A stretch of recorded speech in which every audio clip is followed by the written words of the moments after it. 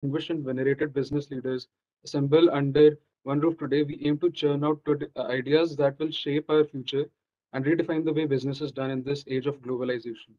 The topic for the eighth panel is closing the gender gap.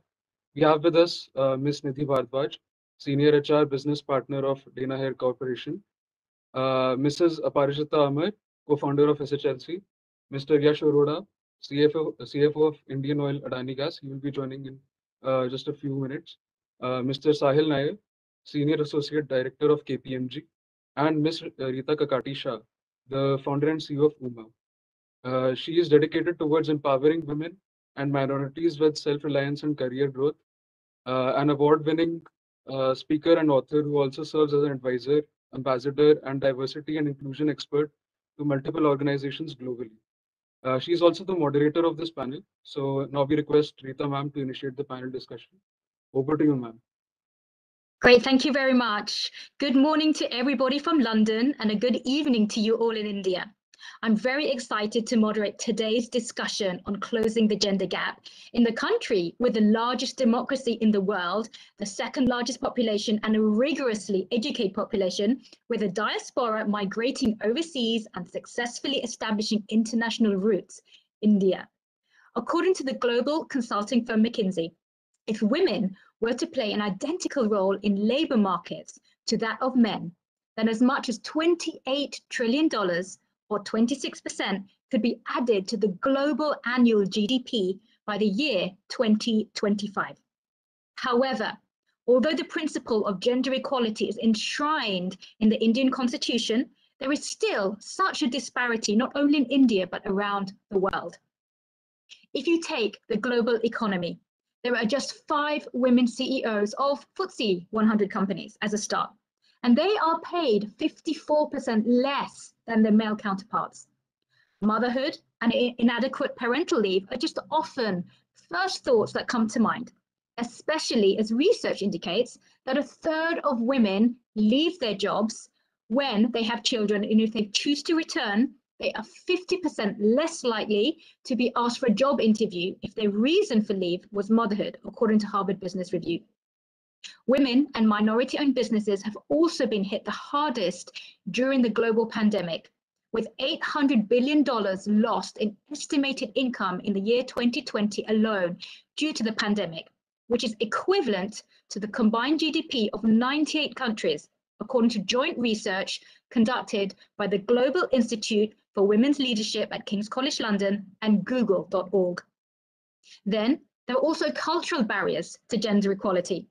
According to Ipsos Mori and the GIWL, 18% of men globally feel that staying at home to look after children makes you less of a man, with India scoring much worse, where a whopping 39% of men think they are less of a man for staying at home to look after children. Today, I'm excited to engage in a discussion that tackles all aspects of closing the gender gap, from the workplace to society to the household and in government. Please join me in welcoming to the stage our esteemed panelists. So we have Sahil Nayar, a certified NLP, MBTI, and design thinking practitioner who is leading the people function for the delivery center at KPMG in India. He is also a visiting faculty at top business schools. Welcome, Sahil. And then Thanks, Rita. Hi, thank you for coming and joining us. Next, we have Nidhi Bhardwaj. She is a human resources professional with 16 years of progressive HR experience across various industries such as media, software, and financial services. She has extensive end-to-end employee lifecycle management, HR, business partnering, CXO level stakeholder management, strategic HR, organization and staffing, talent management and development, employee engagement, compensation and benefits, learning and development, capability building, and project management. Welcome, Nidhi. Nice to have you here with us today. And then we have Aparajita Amar. She is the co-founder of Sexual Harassment Legal Compliance Advisory, which works extensively towards creating safer work environments for employees while creating awareness about harassment, laws, and policies in various organizations.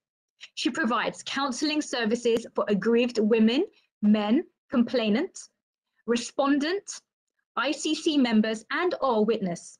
She is also engaged in providing assistance in constitution of internal complaints committees in various organizations. Welcome, Aparajita. Lovely to have you here with us today. Hi, thank you so much for having us here. Look forward to the discussion. You're very welcome. And I shall introduce our last panelist a little bit later when he joins us. I would now like to invite our panelists to provide some opening remarks on why you think gender gap needs to be closed. So Sahil, let's start with you. So I think, Rita, you started off really well by giving us a lot of statistics from various organizations, various industry bodies, and these numbers, of course, are published and are out there. Having said that, I think the reason why we're spending time here debating is because across the globe, there is no consistency. Across the globe, there is a fundamental problem where people look at this very differently. And therefore, it's not just about the intent, but it's also about manifestation of that intent into behavior. And when we look at it, of course, no one's going to come back and tell you. And while a lot of men came back and said, yes, in your statistics that you pointed out to say, if they have to be house husbands, how are they going to look at it? Interestingly, what's going to end up happening is the men who are out there doing it have, if I may use the right word, a certain stigma, which really prevents them from coming out there in a very proud manner doing it. And on the other hand, when you look at the opposite gender, they're just so proud about it. And in fact, they're going around really telling people that, now you realize this is a full-time job? Because now when you have to do it, it really makes you put back to say how many hours go into what you thought was, oh, this is just something that you were anyway doing. And therefore, I think equality of roles, and I'm not getting into what those roles are, but equality of roles and benchmarking them to price points is taking center stage. And at least, if I may put it in perspective, if not at the stage of action, we're at least at the stage of awareness across the globe. And thereby, I would be an eternal optimist who would say it's the first step in the right direction. Those are my opening comments. Rita, back to you. Thank you so much, Sahil, and very, very wise words spoken. Absolutely, 100% agree with you there. It's a very open discussion. It's all about knowledge, really, in educating others about the space. So thank you for sharing those opening remarks. Nidhi, how about you? Let's hear from you now. Thank you, Rita, and Sahil, thanks for some interesting remarks there. I was just thinking about my opening statement, and I was reflecting when I was in school or college, or when I go to the campuses for IITs, IIMs, and I look at what's the number of women that we have there in all of these institutions, and I'm not talking about what's the current status, but over the years that we have been visiting, we've been hearing, you will have 10 women as against 50 men in an IIT class. And the numbers that we have even in schools, in colleges, the percentage of women as against the men is far lesser. And the question is that our gender ratio in the country? The answer is no, that's not our gender ratio in the country. So it essentially means that women are finding it extremely difficult to make it to institutions for the basic education. Then when it comes to creating a talent pool for various critical roles, you have far lesser talent pool of women there. I have been given this challenge of finding women for my commercial roles, and I started finding out that, okay, what is my talent pool available? And when I talk about commercial roles, we are talking about sales, service, and field roles. So we have a 14% talent pool available of women, and rest is men. And if I have to increase my numbers, I have to find the right candidates out of that 14% and increase my talent pool. So it is a difficult problem to solve for. And then when you're talking about inclusion and diversity in your organization, and you have men standing up and asking you this question, that why are we putting so many efforts to get women on board? Why are we not okay with just hiring men if they are easily available? That's where the actual problem actually begins. We have to first solve for this mindset change, and then only we will be able to actually address this deep rooted problem. If we have to get more women to schools, if we have to get more women to colleges, and then if we have to get more women to the talent pool, there is a lot that needs to be done. And we've just started talking about it. You look at the leadership teams of any organization, in commercial roles, each organization is struggling to have a woman in sales role or a service role. You will have women leaders in HR head role, in finance head role, but finding a sales head as a woman, finding a marketing head as a woman is difficult to come across. And that's where the address is required, and there is a lot that needs to be done. That's my opening statement, Rita.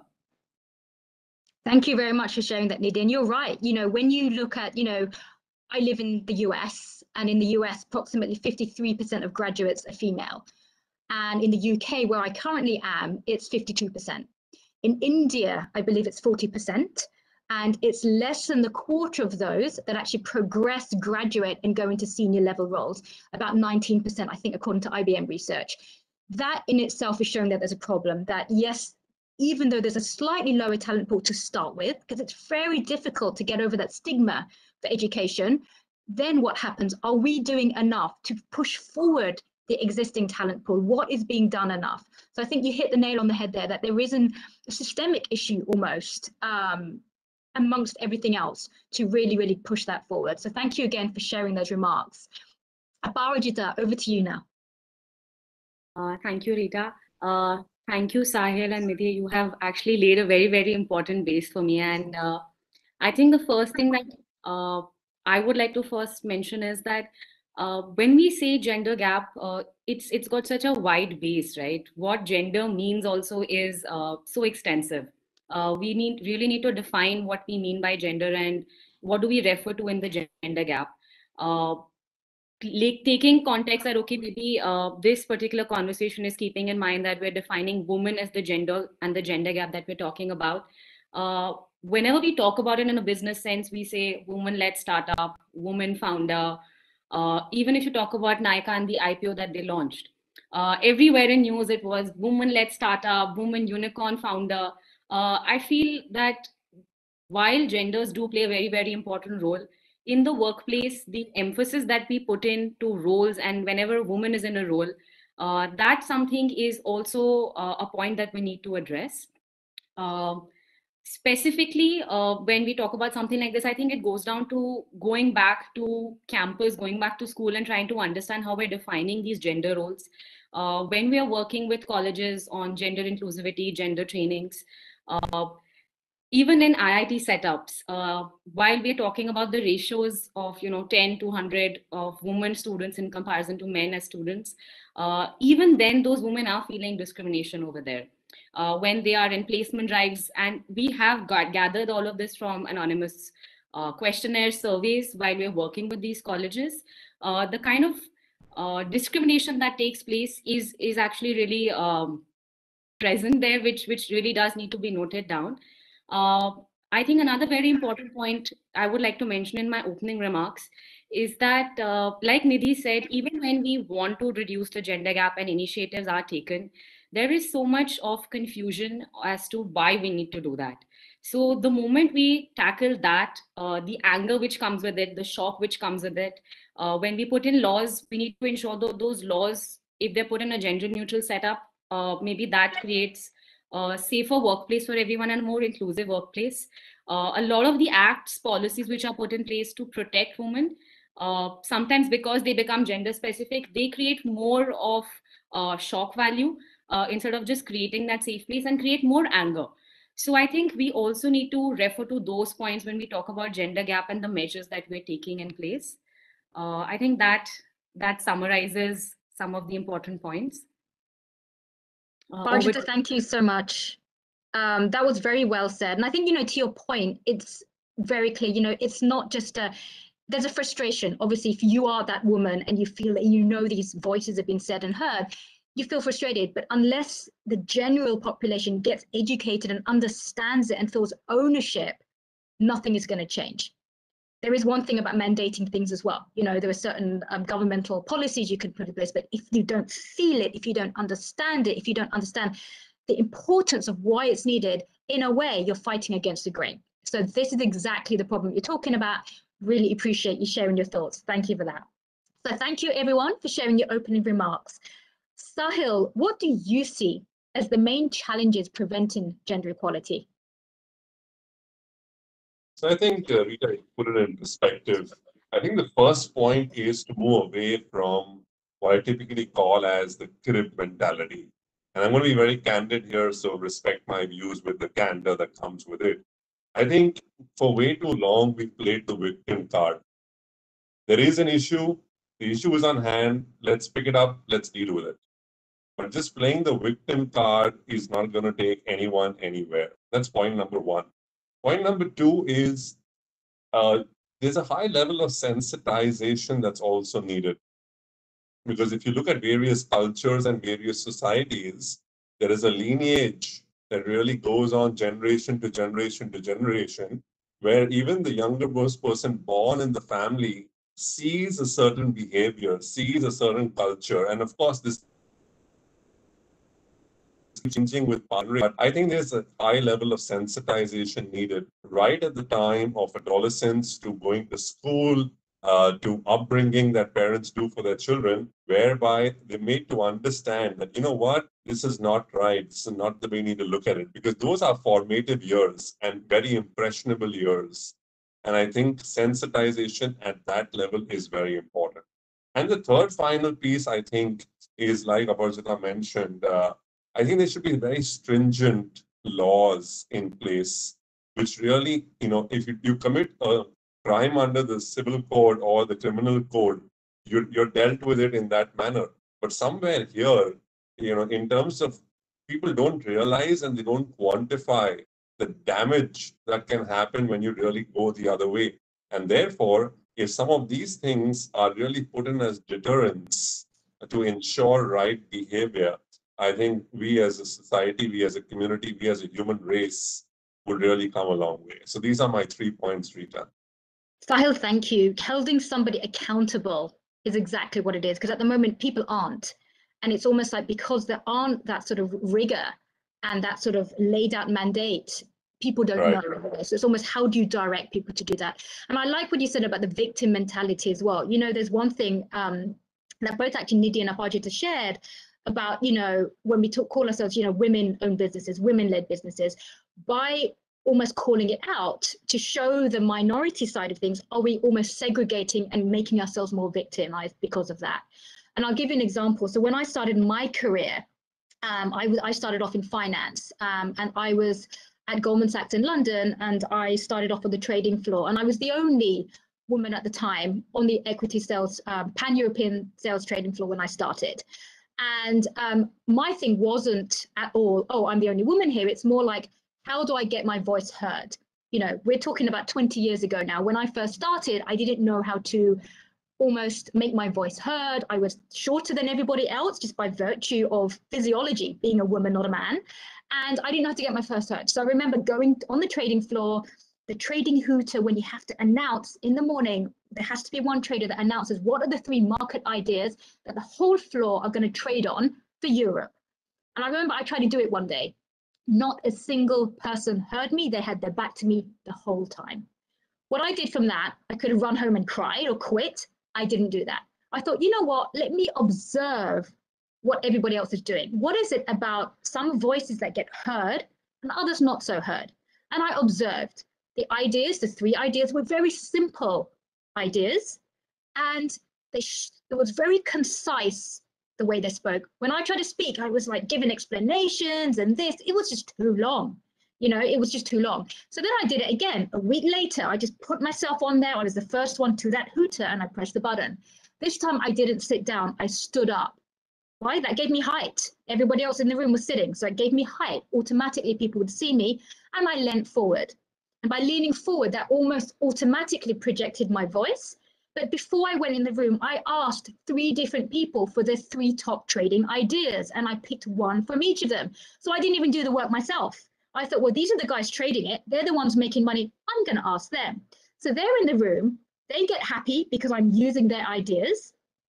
And suddenly people are listening. And then I got a round of applause. So my point there is, rather than play the victim card, which in any walk of life you do, try to problem solve.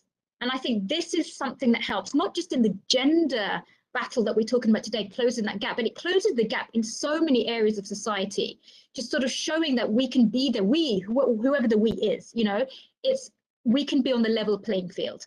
On the reverse foot, it's the same thing when we talk about childcare and bringing men forward to take more responsibility. They're doing that, but make less of a thing about it. And then it automatically becomes part and ingrained in society. So thanks so much.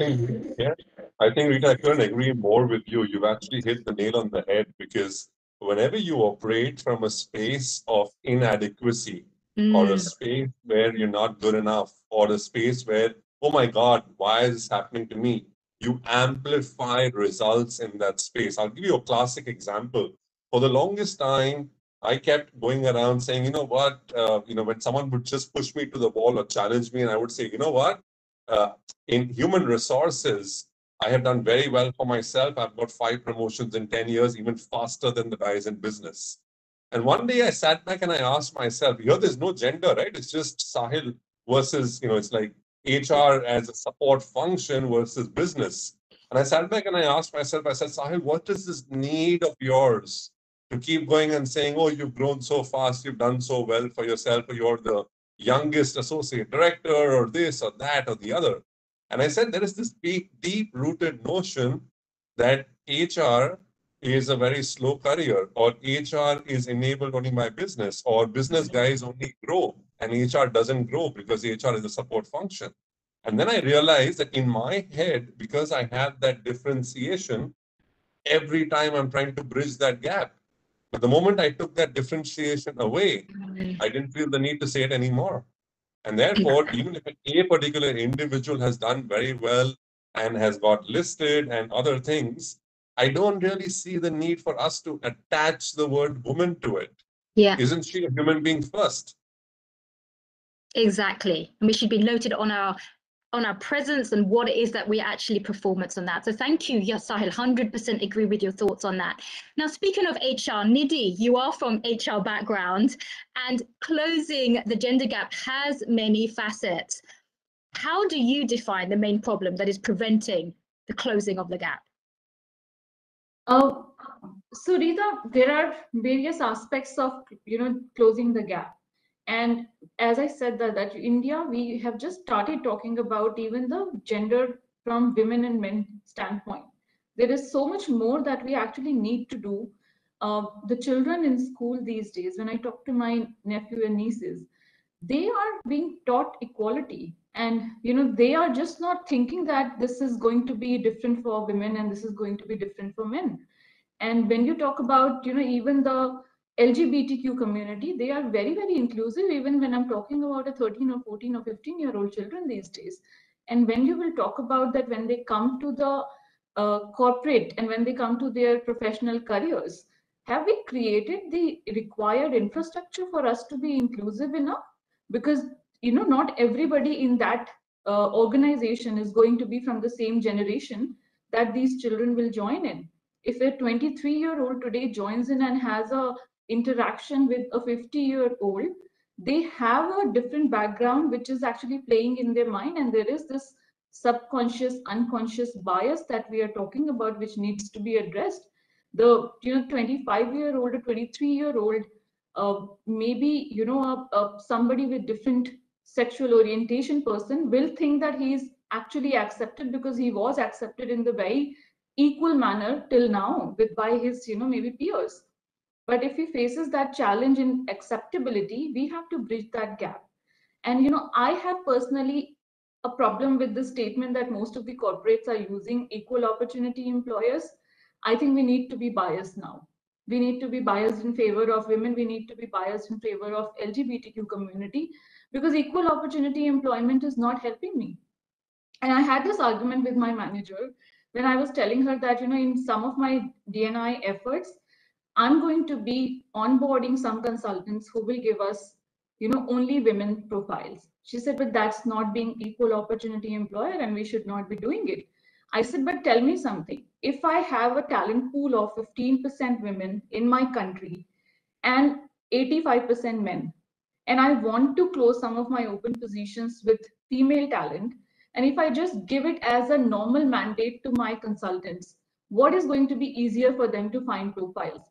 They will very quickly find profiles for me which are relevant and suitable from that 85% talent pool. It's very difficult for them to find the relevant profiles from 15% talent pool. And if I want to enable them to get me the talent pool from 15%, they have to be rewarded because that's something that they're getting additional to do that little bit more extra effort. And I'm not saying that I'm going to compromise on the kind of talent, the competency that I'm going to hire, but I need to provide the right kind of talent slating to my hiring manager for him to be able to select the right kind of candidate. If I'm not providing enough women CVs, how will I expect him to be able to hire a good talent for that particular position? And she was okay with that argument, and we agreed that we will do something extra for getting more women's CVs on the slate. And I just realized, and I completely agree with this fact, that we cannot afford to be talking every argument with equal opportunity employment because we have to be biased now. We have been doing these DOU Day of Understanding sessions across Danaher. Essentially, we are trying to talk about inclusion and diversity. And we are not trying to address only the gender gap in terms of women and men. We are talking about inclusion, whether it is, like Sahil talked about, HR is treated differently or any other function is treated differently, whether it is age groups that, we are talking about when we're talking about inclusion. If a 55-year-old is competent enough for my role, and he is willing to come, why should I say that we are not going to hire you? Right? So we are talking about inclusion at all levels, and we have to change the mindset. Those would be my few inputs here. Nidhi, thank you for sharing that. And you actually bring up a very good ongoing debate that is always happening between management and HR teams. Because one argument that management does put forward is that, yes, great diversity, but at the end of the day, we want talent, we want quality of candidates. But if we get people from a certain minority pool only, are we diluting the amount of quality that comes on board? From your argument, you're saying that actually, you know what, you're not actually looking for the right amount of people there. If I provide a wider pool of talent, you have a wider pool of talent to pick from. So what I would say on that, and this is a problem that we have certainly in the West a lot, in the US, in the UK, around Europe as well, is that the talent is there, but you have to make the effort to find it. It's not always going to your usual, Ivy League background education, which is where you look. The talent is there. There is some sort of skill pool that people miss. When you go into the workforce, when you go and look for somebody that's got a potential team working leadership role, it isn't just your usual credentials you're looking for. There are skills, there's communications that come in, there's negotiations, there's sort of different sort of skills that make you ultimately have the potential to be a future good leader. And it's seeking out those skills and making that available later on.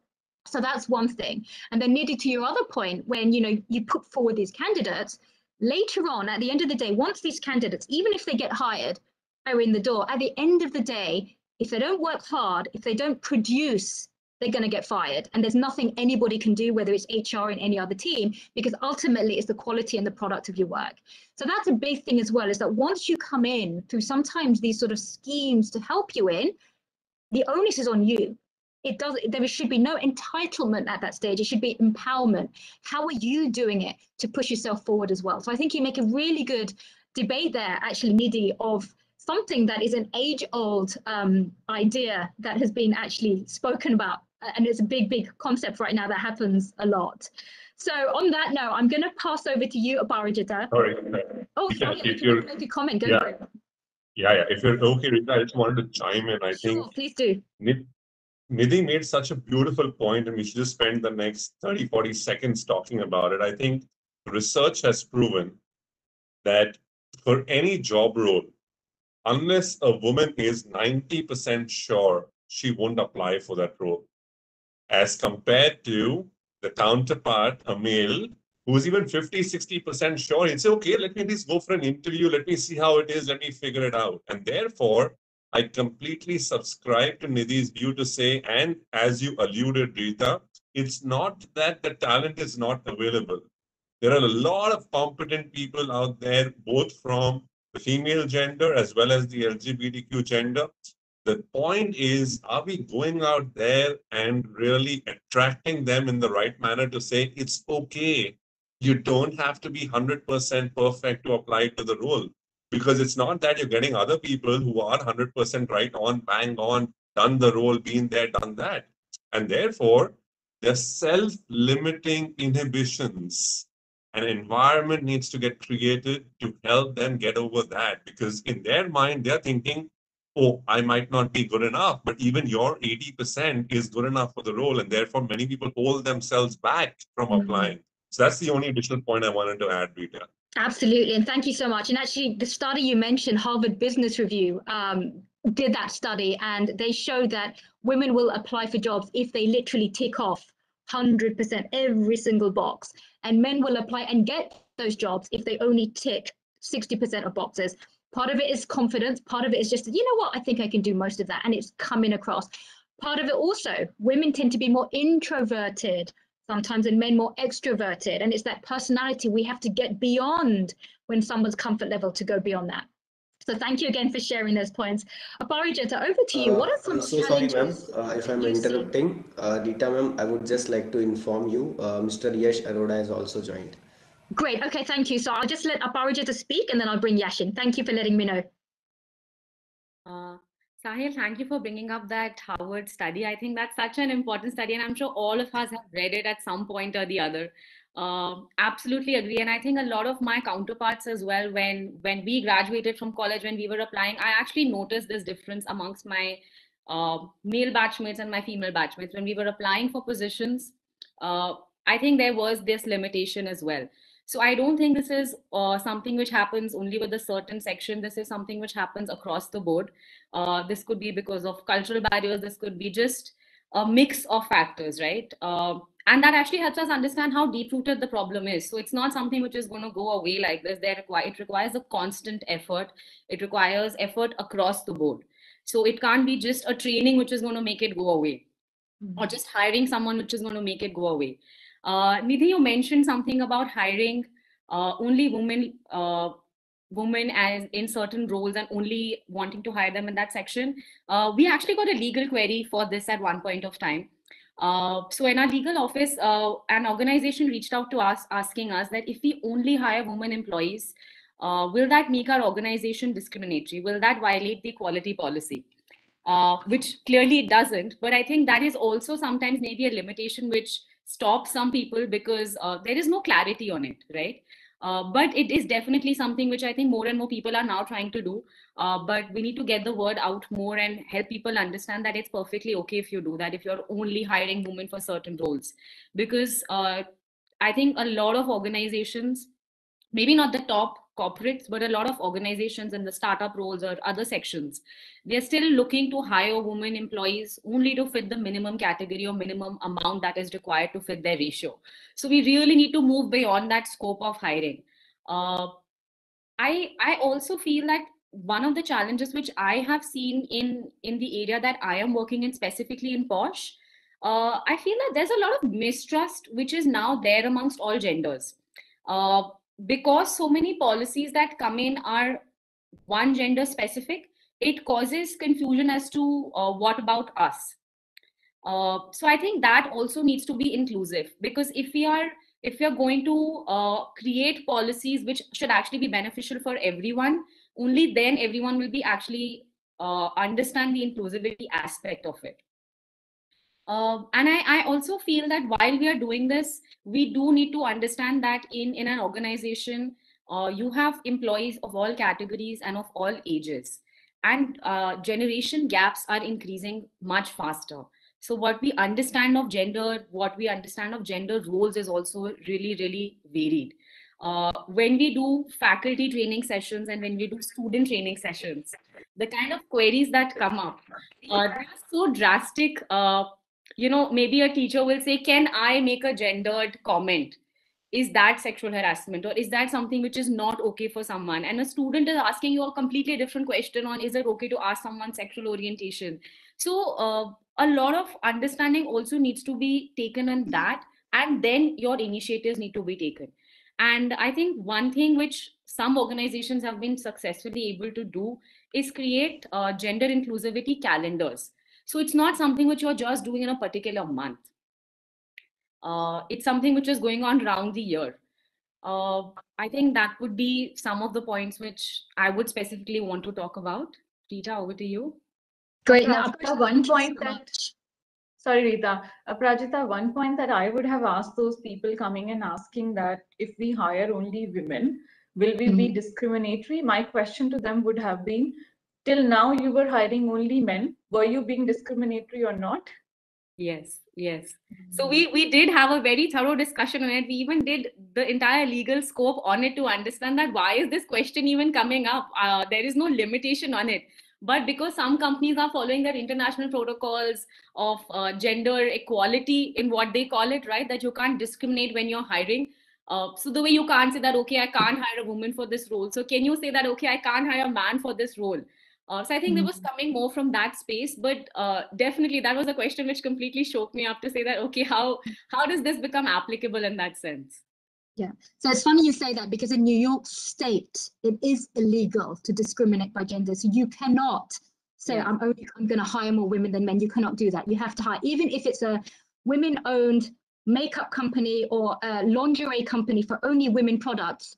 If you don't put the advert out there for men, for everybody, you're discriminating. Yeah. The applicants you get in, because you can't discriminate by the applicants, you have to interview everybody that comes in. But that doesn't stop you for kind of putting slightly extra adverts to kind of word it in a certain way, or go into blog posts or Facebook adverts that kind of go into more of a population you're looking for. So there are loopholes around it, but it is illegal to discriminate by anyone's minority background, whatever it's gender, whether it's age, anything like that. Even if it's a specific product, you might be looking for a child's product, a child's toy or something, but if you don't advertise to the whole population, you're breaking the law. So there's certain niches and ways of getting around it. So it's very interesting you actually brought that up. So on that note, I would actually like to now welcome our fourth panelist, Yash Arora, to the stage. He is an experienced finance professional with 27 years of track record of working multiple sectors, such as manufacturing, investment banking, and infrastructure sector. Presently, he holds the position of CFO in Indian Oil-Adani Gas Pvt Limited. He has significant hands-on experience of dealing with Indian financial institutions and multilateral and bilateral institutions for debt and equity. So welcome, Yash. It's lovely to have you here with us. Thank you, Rita. Thanks for the intro. Thank you. Of course. So I have a question for you. You are in a line of work, Yash, that appears to be more male-dominated.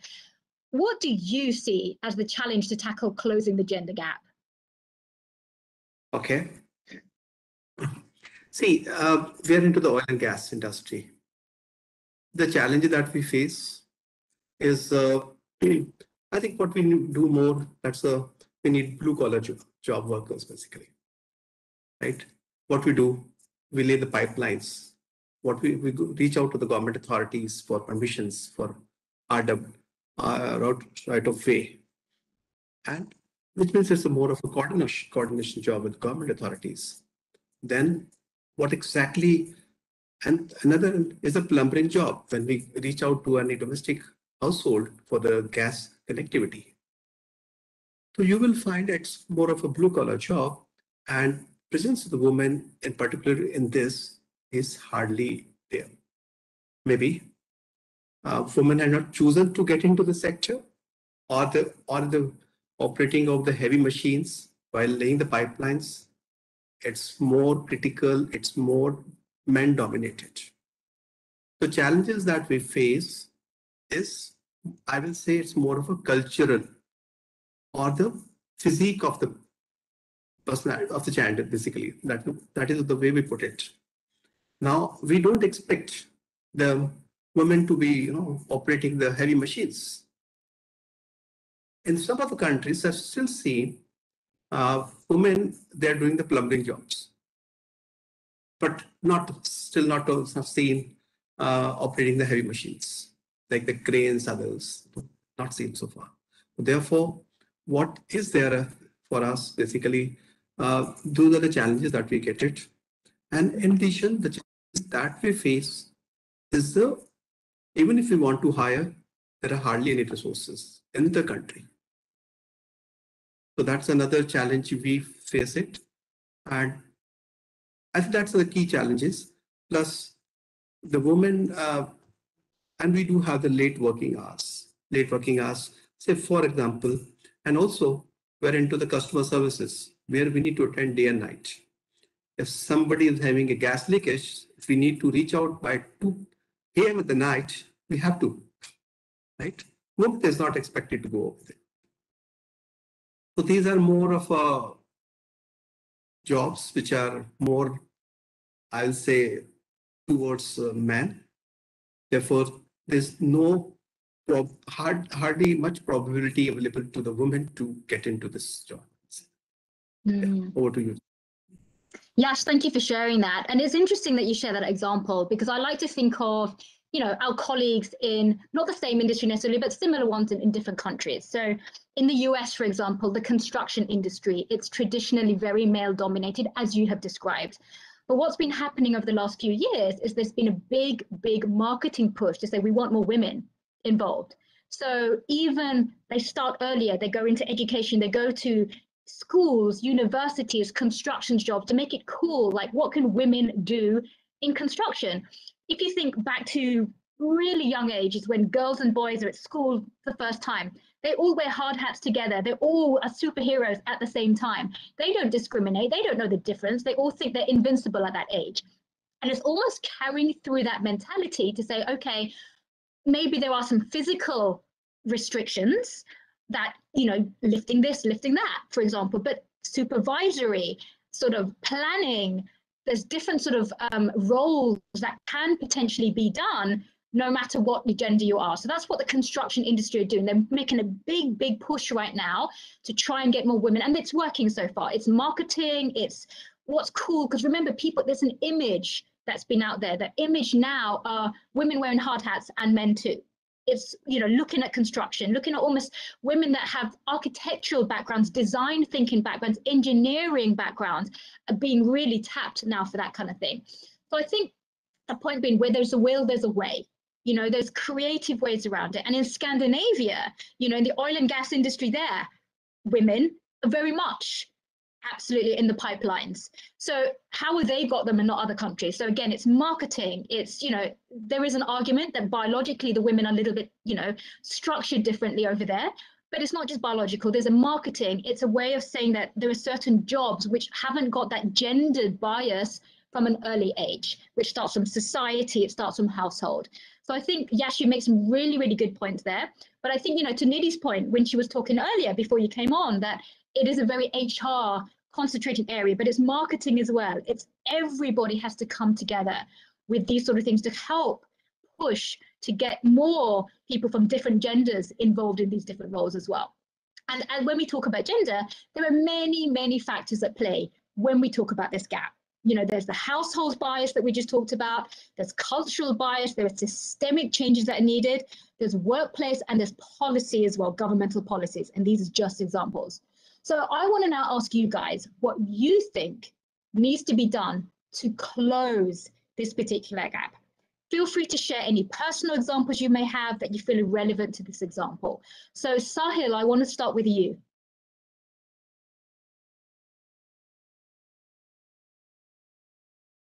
I think, Rita, I mentioned that a little earlier on, the 3 pointers, right? In terms of what we should do. So just to add on to those 3 pointers, I would essentially also add on to say that, when we spoke about the Harvard case study, I think it's a great opportunity for a lot of people out there to sit there and also challenge status quo. I think that's the first step. So as organizations do it, Nidhi spoke about it very beautifully. I think while organizations do their bit, nothing stops people out there to also go ahead and challenge the status quo. So that's the only thing I want to add in addition to what I've already said earlier. Yeah, so I think, Sahil, thanks for saying that. So I think now it's about, we know something needs to be done. We know there are issues that we've identified. What is that how behind it? What are we going to do? Nidhi, what do you think about this? So, Rita, I think, organizations have started making a lot of efforts in changing this mindset and addressing this unconscious bias when, if you talk about how all of us are behaving at the organizational front. I have seen some of the organizations I have worked with across the globe working on these training sessions, making people conscious about what are your unconscious biases and how you can actually address them, be aware of them, or if this is happening in front of you, maybe by seniors, then what will be the right ways of, handling it, making them aware. And we need to do the similar efforts at at our homes, and we need to address that mindset in our girl child that you are no way less from anyone else. You are, and we don't need to really tell them that you are no way less. We just need to build them in the manner where they just do not feel any difference. And I think my father has done a very good job at that, and I have personally seen that in a lot of spaces I'm absolutely comfortable being only woman, and I'm not talking about workspaces. I play tennis. I have played table tennis all through my school and college career. I wanted to play tennis with some of the people here in my society complex, and I realized there are no women who are raising their hands. So I wrote to a group of sports people that anyone interested in playing tennis with me, and I had to call it out that I play decent tennis. You will not be disappointed playing tennis with me. And then I made a group with 3 men and me, and 4 of us used to play. I didn't let myself feel conscious that I'm the only woman who comes every morning to play tennis with them. I raised my hand to be part of our society RWA, and I got elected by post voting and all. Only woman with 8 other men on that group. There are times when I challenged all 8 men because the thought process they had was different from mine, and I did not give in just because there are 8 men on one side and just one woman on the other side. It had nothing to do with me being a woman and them being men.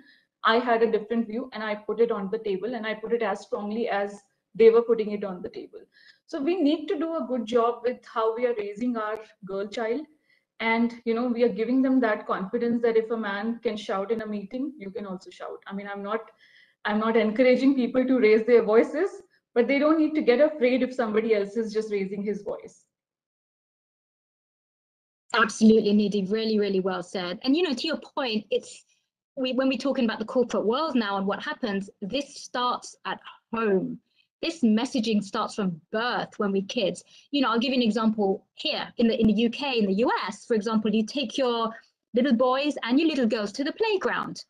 I have seen it where boys fall off and it's like, oh, it's okay, get back up. The little girl falls down. Suddenly everyone runs to her and says, oh, are you okay? Are you okay? And it's really like, it's the same thing. You fall down, you just have to pat yourself up and you have to get back up and get on there again. But it's that messaging that starts from birth almost, where we really mollycoddle, we really create that princess-like structure, that thing. We are doing it. Society is doing it in a way. So yes, there are lots of things, but if we actually genuinely treated both our sons and daughters the same, that would be different. Little things that we don't even think about. We're creating biases that, certainly in the Western world, if you are sitting as a family around the dinner table, the natural is that the man sits at the head of the table. The head of the household is the man. Not saying that's right or wrong, but little things like that. It's creating the thing that, if you're a man, you're always going to be the head. It's that mentality came from finances. It was always the man that was usually the earner of the house, and they kind of earned the money, so they sat there. But things are changing. Certainly in the Western world, women and men are earning the same, but that mentality is still there. So it's little things like that that kids question. And what are the answers we're going to give them? Oh, okay, let's rotate places today, things like that. So these are all things that we ourselves in society are creating. Now, I keep talking about Scandinavia as an example because they're actually one of the most gender neutral territories, areas in the world. And they always win, on the different surveys out there for everything. So that's why I talk about them, because it's really a mentality. Like later on, there isn't like a role, the mum does this, the dad does that. everybody does this and that, whoever's around, everybody pitches in together. So we're trying to create that equality, closing the gap, but that starts with us as well. So Nidhi, thank you so much for sharing that. Aparajita, what about you? What do you think about this? Sorry, Rita, just Oh, I will Sahil, quickly come sure, in before you chime in, go for it. I guess, every time Nidhi talks, there's a part of me that wants to really respond. So I'm going to come back there. We've been having a very serious discussion here. So on a lighter note, I think Nidhi spoke about shouting. I think you go back and check across the world at home, when the woman starts talking, men just go quiet, right? So let alone shouting, women have the ability to just quieten men out. So I think they win hands down there. And on a lighter note, you had someone outside their house, they had a poster put out there saying, you spoke about ownership, and I'm just going to add on there saying, I am the owner of this house, but I have my wife's permission to say so. So thanks for sharing that little kind of, light-hearted comments there. Thank you, Sahil. Aparajita, over to you. So I think there are multiple things that we can do, but I think the ones that we can focus a little more on, I think COVID has really magnified the gender gaps more in terms of education, in terms of work. So we really need to make a little more effort. We need to spend more time. I think there have been more studies. The World Economic Forum gender report also says the same. So I think we need to relook what all can we do. Can we reallocate some CSR budgets for reskilling, for ensuring that the gender gap that has been extended there, is there something that we can do from that? Again, I would like to go back on the same point that we really need to implement inclusive policies, have leadership and senior management walk the talk. Identify also specific work areas and roles where women can actually come up into senior management positions. I think something as small as leadership coaching, it's not something which women generally go for, but that is something which can really, really extensively help them figure out how they can be in senior management positions. Sometimes there are these inhibitions which have been created because of these cultural barriers. I think men being at the head of the table is not just because of the financial biases which come in, it's also because a lot of the rituals that come in. If you look at a lot of the traditional rituals, they do put men as the main leaders. So we do take a step back because of that as well. So we need to realign because of that also. And on one very important point, I think education at the junior level, at school level, I think NCERT had tried to include a LGBT sensitization curriculum, which was called back. So we really need to start providing this gender sensitization from the beginning. It can't be done at the college level or at the corporate level because you've already understood all your concepts by then. Then you're making an effort. It's not natural, and this has to be natural. So I think those would be some points which maybe moving forward, if we are able to achieve, we could make a dent in the gender gap. I love that, the dent in the gender gap, absolutely. And and to your point, by the time you reach college level, it's too late, because what is bias? Bias is actually our own personal value system. It's how we think, how we are, what causes us to think fear or anxiety or happiness. What is it? It's because of something that we see, because of something that's infiltrated into our past. So I think going in at an early age, but to add to your point, yes, you educate the children, but you also have to educate their families, because these are the conversations they have at home. Families, we're going to talk about this learning module with your 6-year-olds today. This is what it is, and these are the conversations we'd like you to have at home. So things like that, it's a holistic approach.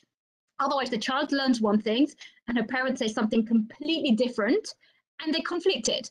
So it's things like that. When you make change in society, when you try to educate, it's a holistic approach to education. So thanks again for sharing that. Yash, I want to go to you now. What would you like to add to this discussion of what you think needs to happen in order to change this gender gap? See, if you look at it traditionally, the women, they are multitasked.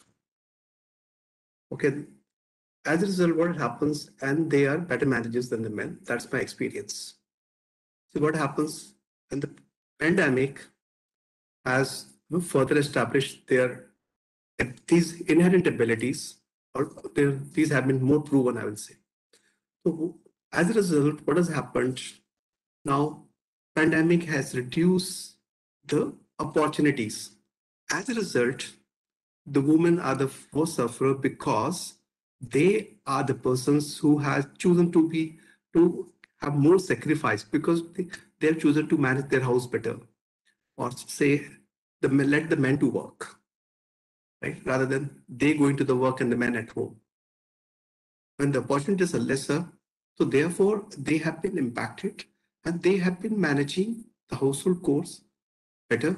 So as a result, they have been making sacrifices at the multiple times. So which may be, good for the society perspective, we look at it, but as an individual, this gap is practically widening up. In it, look at it, the women income is 1/5 of man cumulative because more men are working, that's one, and whosoever are working are far lesser, and the pay scale gaps, others, right? I'm not getting into further details.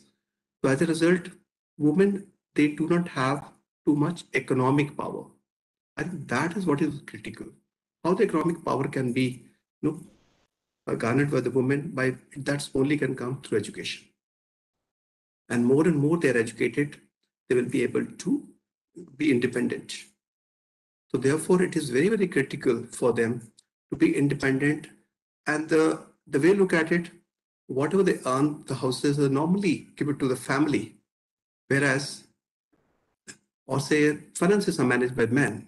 Many women, they are very particular. Okay, whatever they earn, they will keep it with themselves. But not many examples, I would say. So therefore, even if they're earning, but still they're losing their in terms of their purses in favor of the man, in favor for the family. So that is also critical for the women to preserve their resources, to have whatever they earn, they should reserve it for them. That will also build up their confidence level, and the children will be able to perform better. The girl students will be able to perform better because they're more attached with mother. So what I want to talk about is, if the woman in the house is happy, the rest everything is going to be smooth. So therefore, even though the too many sacrifices have been made by the women, but still it is male-dominated society. So what we need to do is the economic resources have to be more and more in favor of the women. That is the only and the long-term way to bridge this gap, the way I look at it. Yes, thank you for sharing. Thank you for sharing those points. Very, very important and pertinent points. And because to your point, it is financial independence. It is financial freedom. It is money that when we, at the start of this talk today, and you missed the Shash, but I shared some GDP figures. GDP, it's money, it's finance, it's what people judge a country's wealth by. And it's the ultimate wealth that comes on. So how much are women contributing to that, or how much can they feel they're contributing to that? So things like pay equity. If a woman is doing an identical job to a male counterpart, but she's getting paid less, that's one issue there. But when she gets paid, what happens to her income? Yes, there are societal sort of stereotypes that suggest she should just give it all away, that you're a woman, you have to be philanthropic. Savings doesn't come into it. But if she has that financial independence, that financial freedom, that education to say that, this is what you're going to do with money, save it like everybody else, and this is how you're going to distribute, and have more equality in the household. Because to your point, a lot of people place the woman in the household. So when they say, oh, yeah, no, I have no problem with my wife working, but who's going to look after the house? Who's going to look after the kids' education? There were all of these questions that come in, and automatically, especially in Indian society, it falls more on the women. But these days, it's slowly starting to change. When men are starting to say, you know what, let's split this equally, or let's do this, or some of the Indian folks are coming to other countries now, and it's much more equal there. So it's things like that. It's how do you get more of this equal sort of mentoring and seeing. And one thing Aparajita mentioned is that, they should see more role models. They should have more coaching. Mentoring is huge. If there's a senior leader that can champion or mentor a woman, this could be a woman or a man, but they can do that, and they are ultimately lifting that person up. They are almost responsible. They're taking responsibility to build this person's career up. Then you are building a role model. And to your point, Yash, if you are happy, your children see you as their role models. They see their mums and their dads as their role models. But if you are burnt out, if you don't know what's happening, if you're not looking after yourself, they see that. But if you are confident, you are independent, you are earning, you're doing these, children see that as well, and it's a positive. So I think all of these things is an onus that all of us as a society need to bring on together with that. So thank you all for sharing those points. Today we're in a room full of change makers, the students of IIM Sirmaur, who are the movers and shakers of tomorrow. So I want now all of you to share some tips that you can share as these students look to tackle gender bias and closing the gap, whether personally or professionally. Sahil, let's start for you. What advice can you give to our students here today?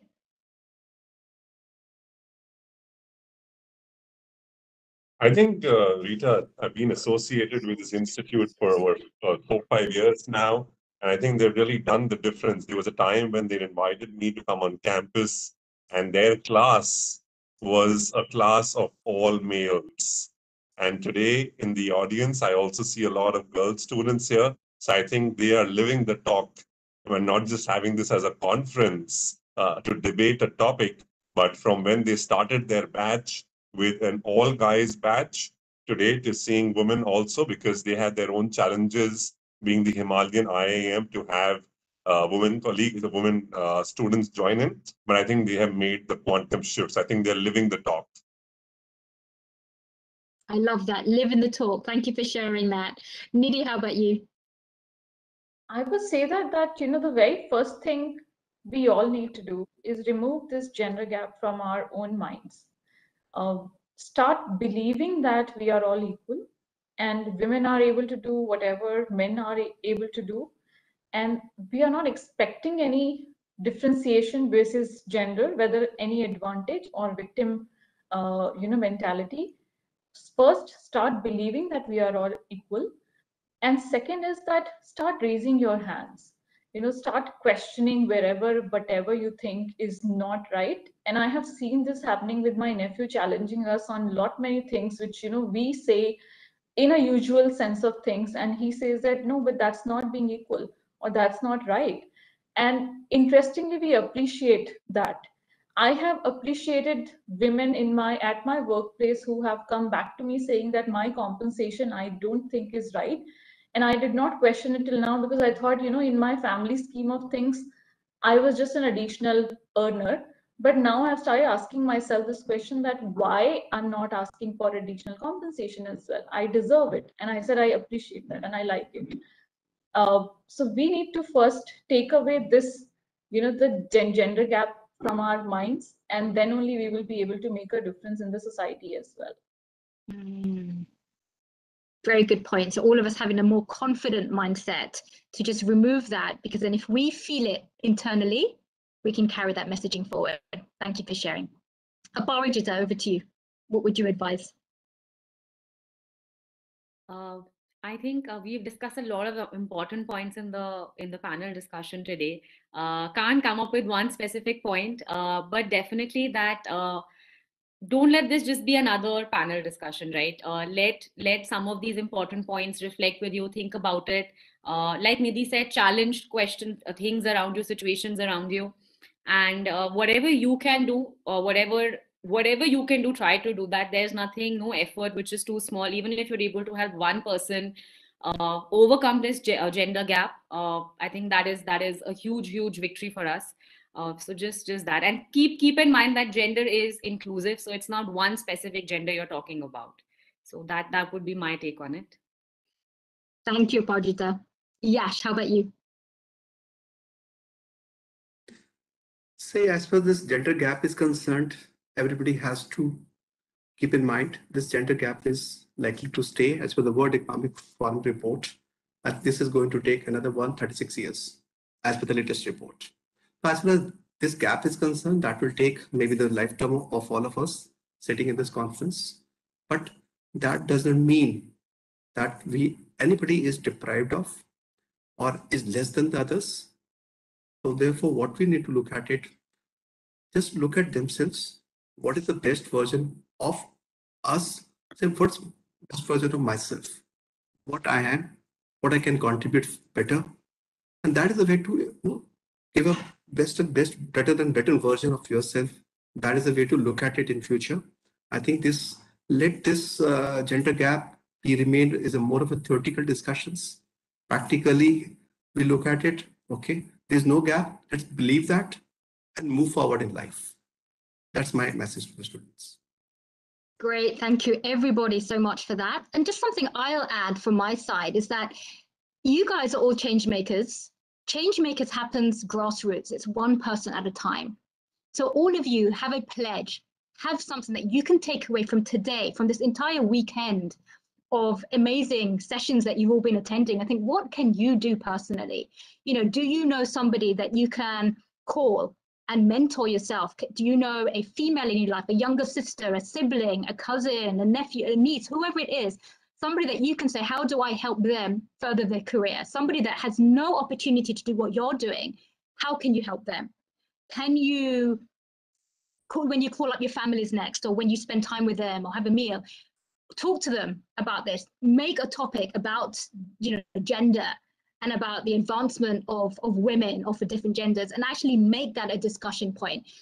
The only change is going to happen with one person at a time, and it's a domino effect. So that's one thing I would say as a takeaway, just sort of pay it forward. You are change makers, you believe in this, pay it forward and spread that awareness to everybody else. So on that note, I wanted to thank all of our panelists for that amazing discussion. And now I wanted to open up to the floor to see if you have any questions for us. And then we'll take questions. So I don't know if the best way is to have hands raised for this, or maybe you can put something in the chat function, or whatever you like. The students can raise their hands. Raise hands, okay. And if you can tell me, I may not be able to see the hands raised. So if you can let me know who's got their hands raised, sure, that would be great. Thank you. Sure, I'll conduct it. Thanks, so students, if you have any questions, you can raise your hands and we'll ask you to come forward.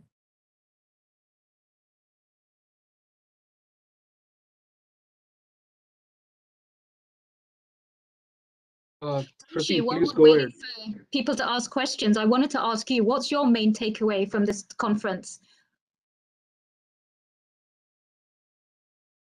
Sorry, ma'am, I missed. Kanchi, I said, while we're waiting for some questions to come in, I wanted to ask you what your main takeaway is from this panel, really, on gender, closing the gender gap. Definitely, ma'am. Okay, so personally, I've, grown up in a household where I've seen my grandparents' eyebrows doing that sympathy thing on the news of a girl getting born in the family.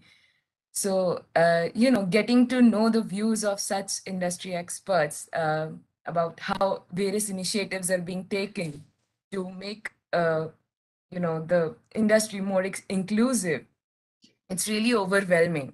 So definitely there are a lot of key takeaways for me, and how I can incorporate changes in myself to ensure that such things are not continued for the coming generations, and how we can actually be the change. Great, thank you for sharing. Yeah. Okay, so I think Shruti has a question. You can come ahead and unmute yourself. Hi, Shruti.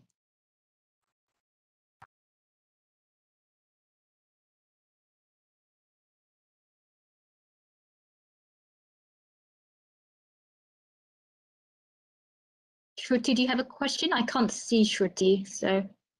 I think she's having some connectivity issues. Meanwhile, if there is anyone else who would like to ask some questions, share. Okay, Shruti, she's available. Great.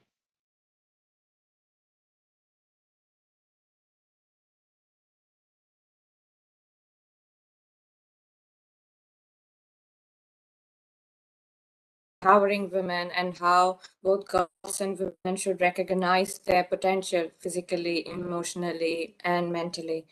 But I recently saw this. Just a minute. You were not audible in the beginning. If you could start over. Okay.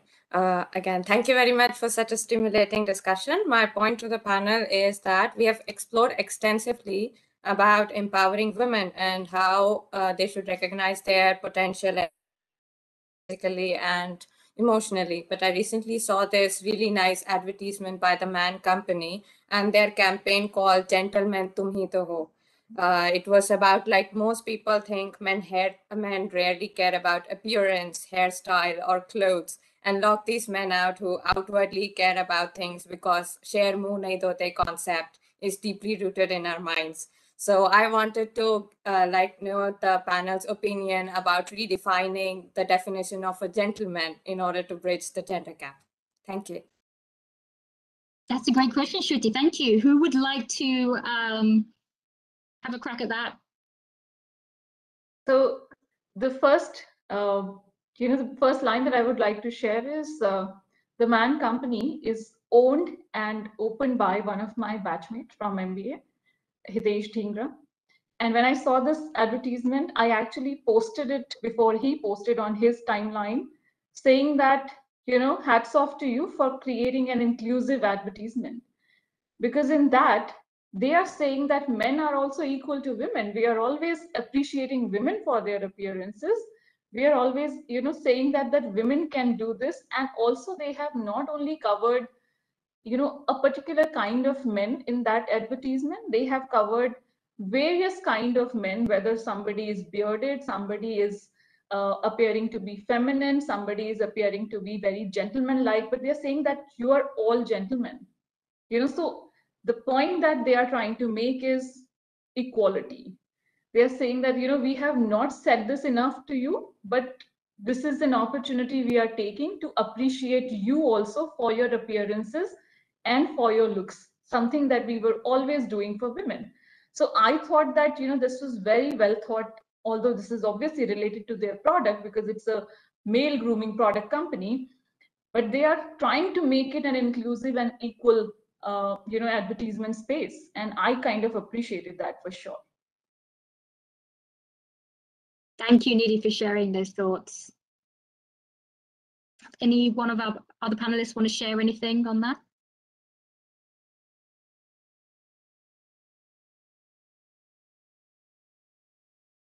So guys, it's too recent an advertisement, so not necessarily every panelist would have seen it already by now.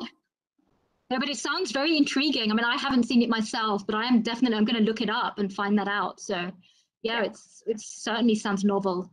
So, and this is what you need. You need these sort of, it's marketing.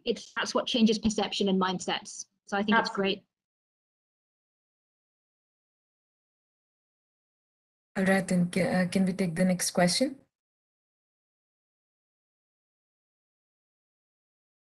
Okay, Harneet, you can come ahead and unmute yourself. Hello, am I audible? Hi, Harneet. Hello, ma'am. Thank you for this enlightening session.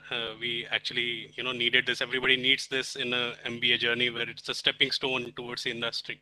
So my question is a little different from the whole discussion. Like, we come from a rural background, like a lot of us come from a rural background. And as Kanchi mentioned, we still in society get that, side eye from generation. If a girl child is born in rural part of any country, even the urban cities face these things. And India is, at that aspect, very different from Western countries like US or any European country in this aspect, where women don't get a chance to get to a point where they can choose which company they want to go in and which career they want to choose in.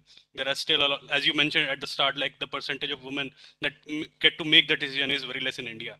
So how can we as a society move towards the direction, like we all know what we need to do.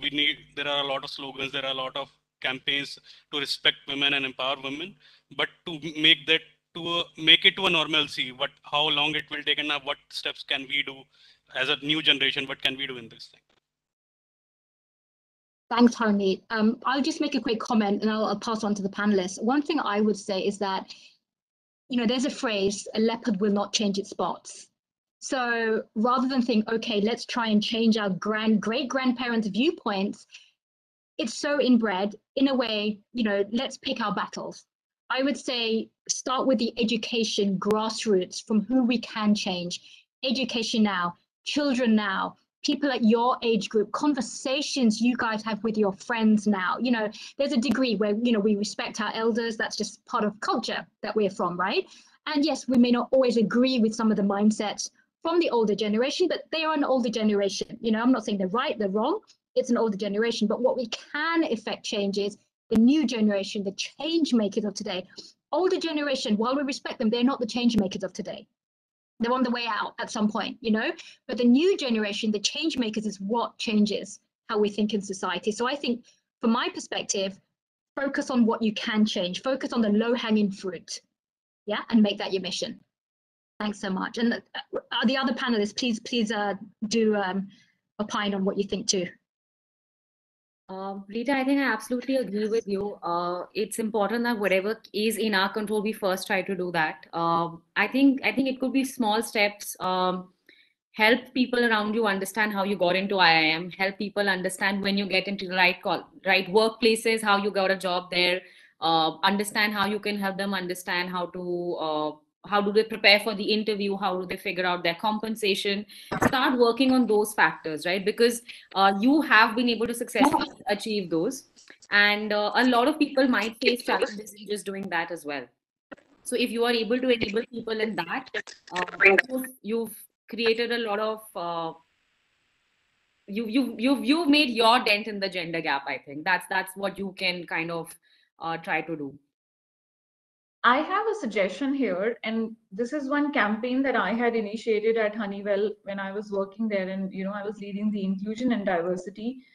We knew that we had a lot of engineers who were doing extremely well for us, who came from the similar backgrounds, who had their own set of struggles. And I'm not talking about only women, men and women both, who came from these backgrounds and made it for themselves. Many of them were the first engineer from their entire village.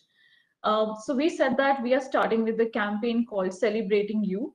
We are not going to talk about our leadership team having, whatever educational background. Even if it is my engineer who has come to be the first engineer from his entire village, we want him to share his story and inspire others that if he could make it, others can also make it. And we had started with that campaign, Celebrating You. We were circulating that stories across the organization. We were posting those on our all the media, social media channels. We were talking about it, and we wanted all our associates to actually go back and spread that positivity where they come from and celebrate themselves. So, if you are the first one from your family, from your village to be where you are, celebrate yourself and encourage others. Very well said. Thanks, Nidhi, and thanks, Aparajita, for those comments. Sahil or Yash, would you like to add anything to that too? I want to make sure I give you the opportunity as well, because you're both men as well on this gender equality talk. So I want to make sure that if you have wanted to add anything, please go ahead. Say, I agree with the viewpoint what Nidhi said. Let's the celebration, something unique, say unusual, what they have accomplished in their life. I think that's a mantra to take the things forward. And today, another factor is the social media. I think that's another. I think this generation is mostly on the social media all the times. I think that's another way to look at it. I don't think social media is going to create any gap. Right? Both are men and women, both are equal there. So therefore, that's another way how you communicate with each other, how you interact with each other. That will also bridge the gap to a significant extent. Thank you, Yash. Very well said. Kanchi, do we have any more questions? Yes, ma'am. We do have Simran. You can come ahead and unmute yourself. Thank you, Kachi. And first of all, I'd like to wish a very good evening to all the speakers. It was a very insightful session. Before this, one of the panels that we had, there was a very good point that had been made, like even during the COVID scenario, especially in India, and the women workforce that is working, they were the first ones who were actually hoping for the offices to open. That is because they have a major role to play back at home as well. And while you're doing work from home, the company expects you to work at home, but your family has this gender role assigned to you, that you will be taking care of the family, you will be doing certain roles there. So that kind of a balance, that kind of a gender disparity in the roles that is so apparent, like even now, even for the women who are actually educated, who are actually in the workforce. So what would you suggest, like what we as, future managers, future students should do to decrease this gender gap, and what roles do you think the corporates can play in improving this scenario, especially in India? Great question, Simran. Thank you for asking. So one statistic I'll share based upon what you just said is, so McKinsey did a study at the start of the pandemic that showed that 1 in 4 women were quitting their jobs around the world because of reporting burnout. And these are after working from home because of exactly what you said. They're working their full jobs from home, but there were also gendered assumptions that they were going to homeschool their children, who suddenly had to be done that as well, looking after their families and everything. And this is from other parts of the world. So this is not just India. This is in the West. This is in the East. This is in Europe. This is everywhere. So that was obviously quite startling. And companies were thinking, what are we doing? We're losing part of our talent force. And these are essential workers. What are we going to do? So some of it is a bit of structuring. So this is a thing that companies were saying that, they were trying to do what they can to try and help the situation, try to make remote learning, remote calls a little bit more inclusive, what they could. But also there's something back at home. When you're back at home, what is causing women to suddenly pick up all of the household responsibilities? Obviously, when she's in the office, she can't do that. But people at home are still at home. So what is going on there? And here's the interesting finding with that study, is that men were also doing more household responsibilities, but they were doing less than the women. So, and I'll give you a complete example here. In the US, for example, we have dishwashers, a machine that automatically washes your dishes. And if I say to my husband, and I'm making this example up just to give you the idea that it's your turn to do the dishwasher today. If I say that to him, when it goes beep, beep, beep, he'll just switch it off. And then the dishes are still left in there, but he just switched it off. When I do the dishes, it goes beep, beep, beep, I switch it off, I open it up, I let the dish steam out. An hour later, I'll put all the dishes away. You see, so things like that, when I'm telling my husband, hey, do the dishwasher, and it's just switched off, but the dishes are still there, I'm thinking, oh my gosh, I still have to do this. But what it is clear communication. So a lot of it is about, as you would in the office, when you are giving somebody a task, when you are structuring your roles and responsibilities, you have to be concise and clear in how you communicate. It's exactly the same at home. When you are on a work call, you cannot be doing something at the same time. If there is another parent or a caregiver around that can help that, they have to do it. If it's homeschooling the child, it's not just give them an iPad. It's, oh, by the way, sit there in the background and do your call from there so they can make sure they don't just run off and do something else. You have to be clear in what exactly the deliverable is. It's almost like you're running from home like you would in the workplace. So a lot of these barriers were starting to be broken down by structuring people's days differently. It's not one size fits all. It's not one solution for everybody, but certainly little things like that can help.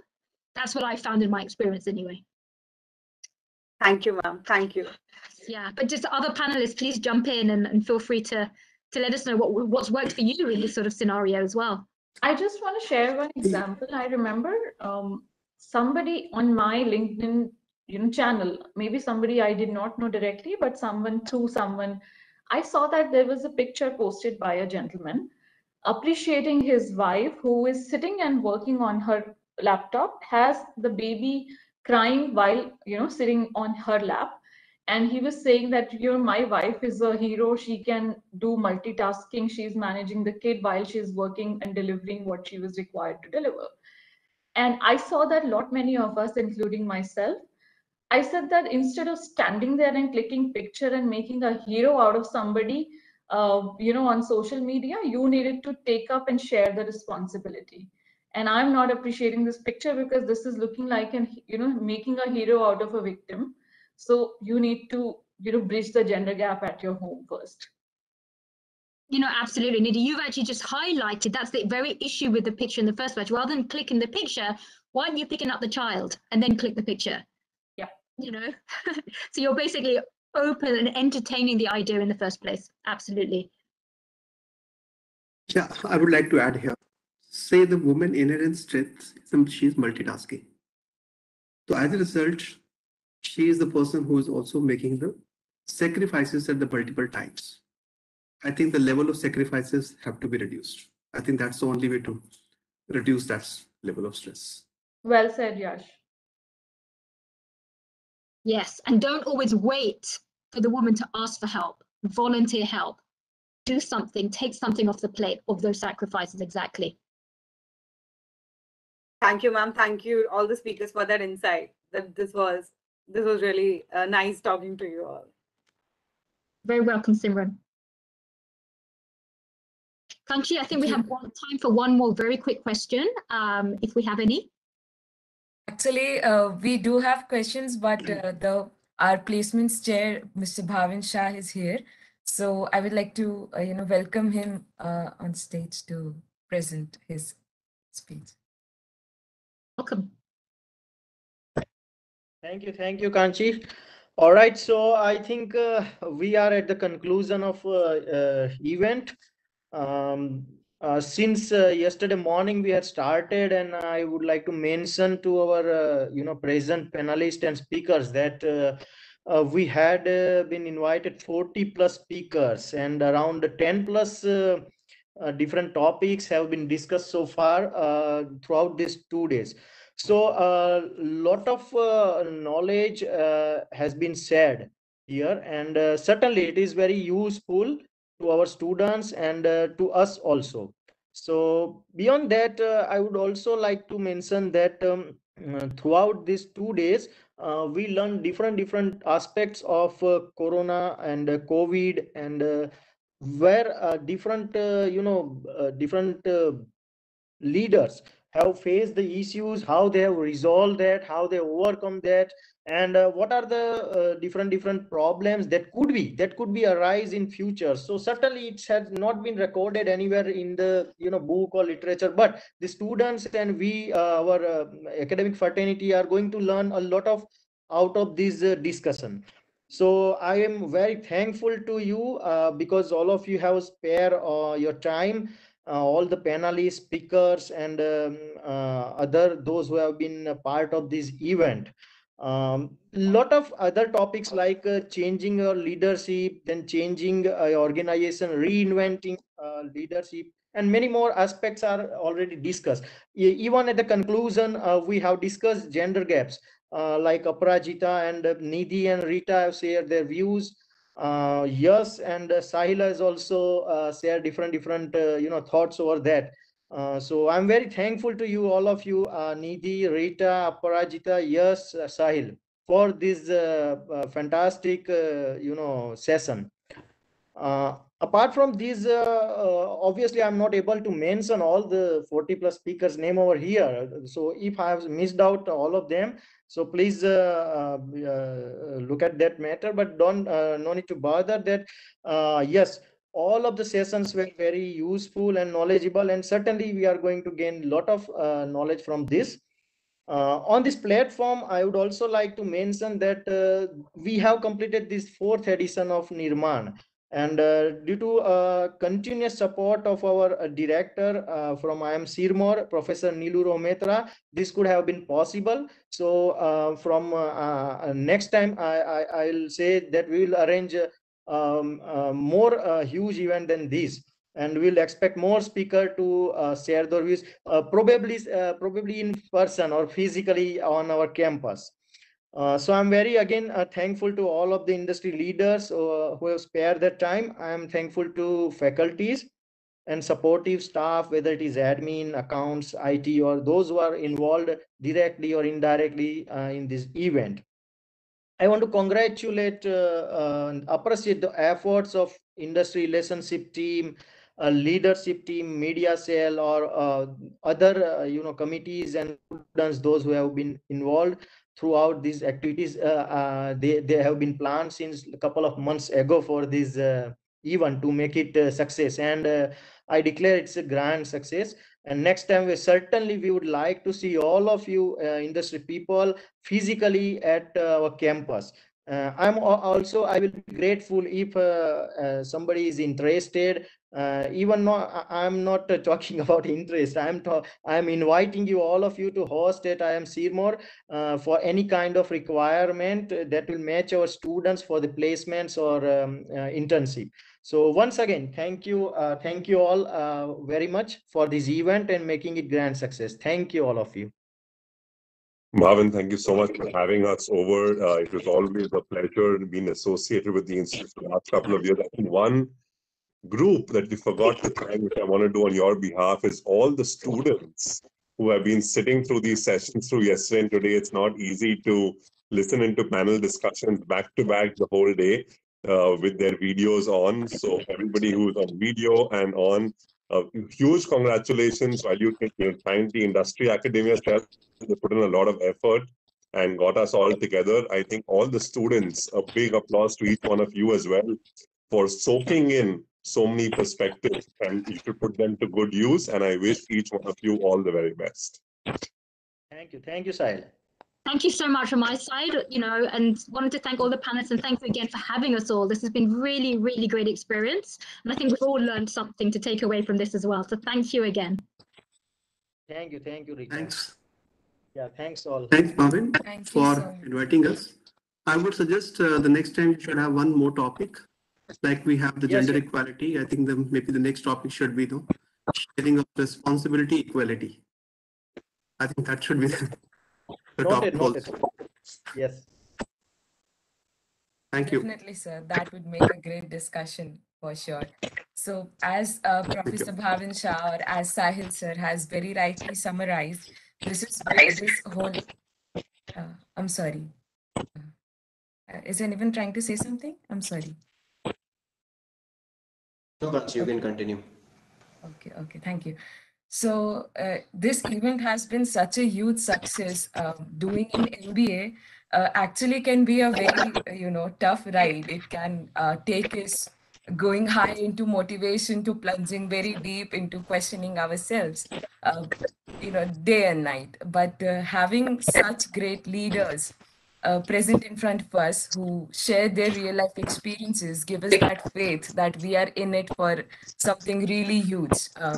Across these 2 days, there have been 40 plus speakers who have shared their stories with us, which, some speakers pointed out, like, they painted such an amazing picture for the future that awaits us, while the others prepared us for it and how we can be a great managers in that future. So I would, once again like to thank all of the speakers present here. Thank you so much, Professor Bhavin Shah. Thank you, Professor Neelu Rohmitra, who couldn't be here. And thank you so much to all the students. And especially, I would also like to thank our knowledge partners, grad partners. This event would not have been such a huge success without, absence of even a single one of you. Thank you so much. Thank you so much for having us over. And I'm really glad that I got to connect with this panel. Maybe, some of the thought processes I would like to bounce off with them when I'm working on my D&I journey. So thank you for connecting me with the panel as well. Likewise, looking forward to staying in touch. The journey just started, Absolutely. Thank you, Rita. Okay, so thank you so much. On behalf of the whole Industrial Relations Committee, I, once again, thank you all. It has been a great journey from curating you to having this final discussion. It has been a great experience. Thank you so much for being here. Thank you. Thank you so much. Thank you so much, everybody. Have a nice day. Thank you. Everybody.